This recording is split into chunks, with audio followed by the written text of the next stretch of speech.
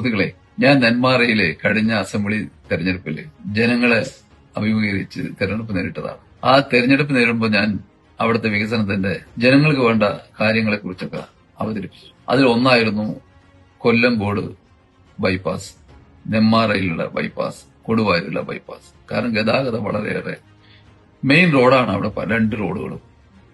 അത് പലപ്പോഴും ഗതാഗത കുരുക്ക് ധാരാളം അനുഭവിക്കാറുണ്ട്.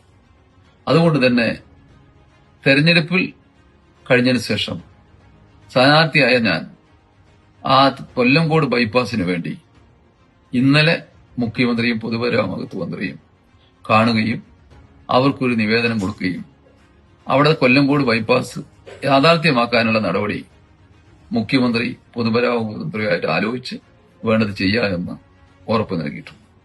അതുകൊണ്ട് തന്നെ എത്രയും വേഗം ആ സംരംഭം ആരംഭിക്കാൻ സാധ്യതയുണ്ടെന്ന് അവിടുത്തെ ജനങ്ങളെ അറിയിച്ചു.